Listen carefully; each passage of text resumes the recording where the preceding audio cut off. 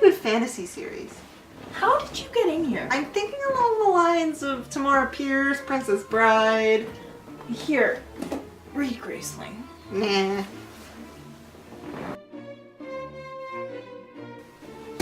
So I just got back from the library. No luck, can't find a good fantasy series. Graceling! Maybe I'll just go reread The Lord of the Rings for like the 700th time. Okay, this is serious. I need a fantasy series. Graceling! Fine, what's it about? Does it even matter? What would our friendship be if I didn't recommend you books? Okay, cool, I'll do it. Inducing flashbacks wins arguments every time. Have you ever wished you possessed a talent or a set of skills that would set you apart from everybody else?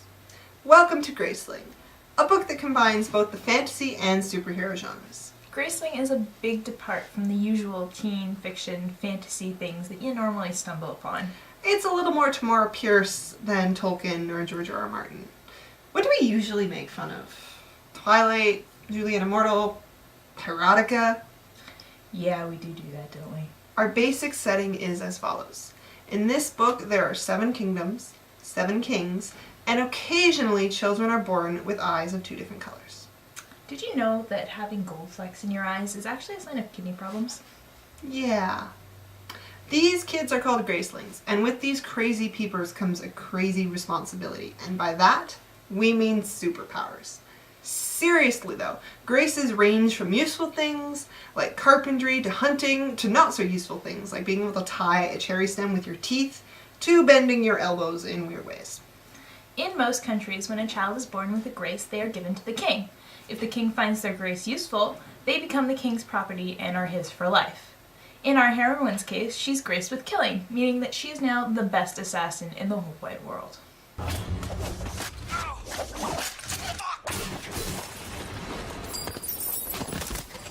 Our heroine Katsa lives in constant agony over her grace. She hates herself and considers herself a monster, all because she accidentally killed creepy cousin Jimmy at the dinner table.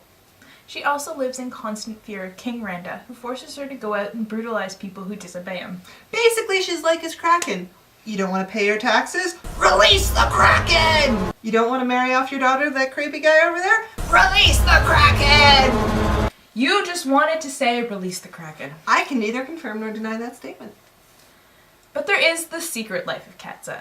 Fed up with the stupid shit kings pull, she begins a secret council that protects the peasants and generally makes life better for them, running it right under the nose of King Randa. Release the Kraken! On a mission for this secret council, she picks up a kidnapped old man who's related to the royal family of the remote kingdom of Lenin. And she soon runs into his grandson, the Royal Highness Prince Greening Grandmalion something something. Just call him Poe. But the name Poe reminds me of the Teletubby. Deal with it.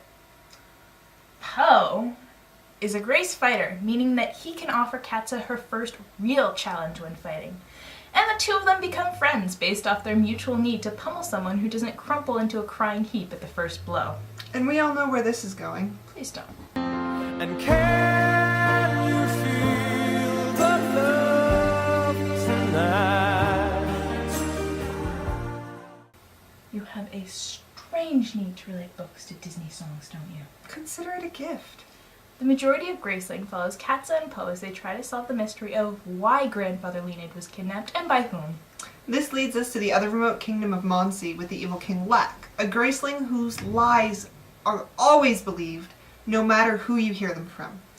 What a power for a villain to have! You could get away with murder! Forget about murder. You could tell everyone that you are the almighty god of Cucamacha. I will bring you much suffering if you do not bow before me and wear only one sock on Tuesdays. Down, girl! As villains go, Cashore wrote a great one, even if he doesn't appear on screen that much. His grace is insidious, and you have no doubt that he means everyone harm. The only thing that may disappoint some readers is that we don't get much of his backstory in this book, and are left to imagine his motives as he terrorizes his kingdom. We do find out in the third book, Bitter Blue, that Lex Rain looks like they elected a serial killer to be a South American dictator. Katza and Poe spend the rest of the book trying to rescue Lex's daughter Bitter Blue and bring him down. Katza is the star of the show, and she deserves to be put up in the Badass Woman's Hall of Fame. Katza's grace makes her almost unbeatable, no matter what you throw at her. In fact, if this were any other novel, you could argue that she is too strong. But I won't, because she does possess a few weaknesses, and they're not your usual Suish qualities.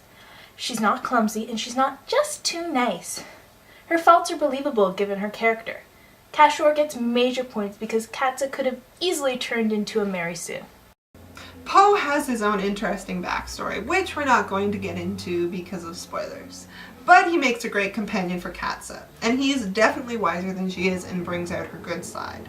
Poe is the romantic interest, and I'm using that term lightly because he is not fetishized in the same way you're used to seeing in teen life.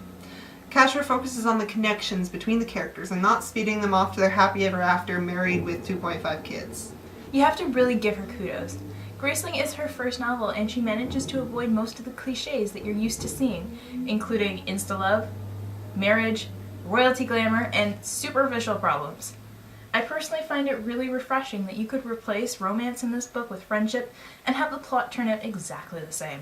Graceling does have its faults. You can tell that this is Cashore's first novel. Some of the pacing is off, and the last third of the novel wraps up rather hastily. But you've read the other two books, and you say that her writing style improves. Definitely. You have Fire and Bitter Blue, and they both read a lot smoother, and they make some really meaningful contributions to Graceling. As for world building, this is another spot where Graceling needs a little bit of work. The Graces are a great touch to her world, but besides that one trait, there isn't a whole lot to make her world stand out. But as far as teen fantasy goes, Cashore is an author worth watching. If you want a novel with a strong heroine A great villain. and superpowers, check out Graceling. I think I'm gonna go reread The Lord of the Rings. You have a problem, my friend. Release the Kraken!